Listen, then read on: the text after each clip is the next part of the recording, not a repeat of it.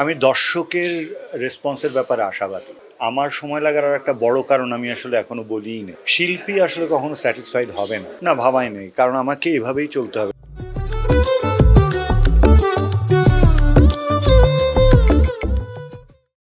ঈদ মুবারক। না, নিশ্চয়ই খুব ভালো যাচ্ছে কারণ এটা তো আমাদের একটা দীর্ঘদিনের যাত্রা। সুতরাং মানুষ দেখছে, মানুষ দেখবে, তাদের ভালো লাগছে কি লাগছে না এই ব্যাপার নিয়ে সংশয়, আনন্দ সব মিলিয়ে খুব ভালো যাচ্ছে। সময়ে নিয়ে যে কথাটা উঠছে, আমার সময় লাগার আর একটা বড় কারণ আমি আসলে এখনো বলিই নি। সেটা হচ্ছে যে আমাদের যে ইন্ডাস্ট্রি, প্রতিষ্ঠিত যে ইন্ডাস্ট্রি, সেটা আমার প্রতি আমার অনুকূলে নাই। হ্যাঁ, তারা আমাকে নিয়ে কাজ করেনও না, কাজ করতে চানও না। ফলে আমি আমার ব্যক্তিগত উদ্যোগে যেহেতু করি, এই উদ্যোগটা তৈরি করতে, এটার অর্থকড়ি ম্যানেজ করতে, সব কিছু করতে সময় লাগে। আর হ্যাঁ, আমার যত্নের কারণেও সময় লাগে, কিন্তু তারও বেশি সময় যখন লাগে ওটা বুঝতে হবে যে আমার সঙ্গে আসলে বড় কোনো প্রতিষ্ঠান নেই, কখনোই ছিল না। আমি বড় প্রতিষ্ঠানের সাথে কাজ করি না, তাদের সাথে কাজ হয় না। যেহেতু হয় না, সেহেতু আমার সময় লেগে যায় নিজের উদ্যোগে কাজ করতে। আমি আসলে তো আমার শৈশব থেকে একদম শিল্পচর্চাই করি, একদম শৈশব থেকে। শিল্প আমাকে কোনো ডিস্ট্রাকশন দেয় না, কারণ আমি একটাতে ক্লান্ত হলে আর একটা করি। মানে আমি লিখতে লিখতে ক্লান্ত, তাহলে আমি একটু মিউজিক করি। গিটার বাজাতে বাজাতে ক্লান্ত, তাহলে আমি একটু পিয়ানো বাজাই, একটু কবিতা পড়ি। ফলে আমার অনেকগুলো কম্পার্টমেন্ট, তো আমি ডিস্ট্রাক্টেড হওয়ার সুযোগ কম। এটা হয়েছে কি, আমি বললাম আমি শৈশব থেকে বন্ধুরা যখন মাঠে খেলতো, তখন আমি কোনো না কোনো শিল্প সৃষ্টি করতাম। সেটা ক্লাস 1-2 ঘটনা কিন্তু। ফলে করতে করতে আমার আমার পুরো জীবনটাই তো শিল্পময়। ফলে আমার জন্য কোনো ডিপার্টমেন্ট কিন্তু আলাদা না। আমি এগুলোই করি সারাদিন। মানে আপনি যেমন সকালে নাস্তা করেন, দুপুরে লাঞ্চ করেন, রাতে ডিনার করেন। আমার ওরকম এই গিটার বাজাচ্ছি, তো পিয়ানো বাজাচ্ছি, লিখছি, তো পড়ছি, সিনেমা নিয়ে ভাবছি, ছবি আঁকছি। এভাবে আমার দিন পার হয়। না ভাবাই নেই। কারণ আমাকে এভাবেই চলতে হবে। কারণ দেখেন, আমার ক্ষেত্রে একটা খুব সত্য যে আপনি যদি আমার টেলিভিশন নাটকের কথাও দেখেন, দর্শক কিন্তু কখনো আমাকে ফিরিয়ে দেয়নি। ফলে দর্শকের ব্যাপারে আমি কনফিডেন্ট।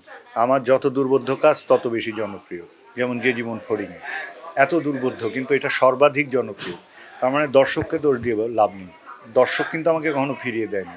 আমার চলার পথ আম, কঠিন করেছে সবসময়। এই যে আপনার ইন্ডাস্ট্রি বলে যেটাকে জানেন, তারা করেছে আমার চলার পথ কঠিন, দর্শক করেনি। ফলে আমি যদি ঠেলে টুলের ফাঁক ফোকর দিয়ে ছবি বানাতে পারি, আমি জানি দর্শক গ্রহণ করবে। ওই কনফিডেন্স থাকে বলে আমার ওই সংশয় থাকে না। আমি এটা বলতে চাচ্ছিলাম না, তারপরেও বলি, বনলতা সেন একটা সময়হীন ছবি। হ্যাঁ, এটা নির্দিষ্ট কোনো টাইম ফ্রেমে আটকানো না আসলে। এটা একদম মহাজাগতিক ছবি আমি বলবো। এটা একটা অনেক ধরনের, অনেক বিস্তৃত সময়ের ছবি আসলে। শিল্পী আসলে কখনো স্যাটিসফাইড হবে না।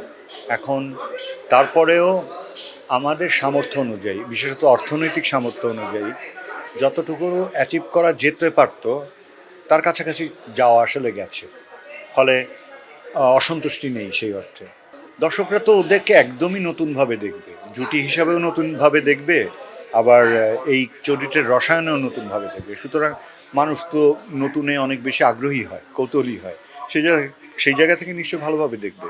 না, এগুলো হয় কি, আমি সবসময় বিশ্বাস করি শিল্প যদি সৎ হয় তাহলে আড়ম্বর লাগে না।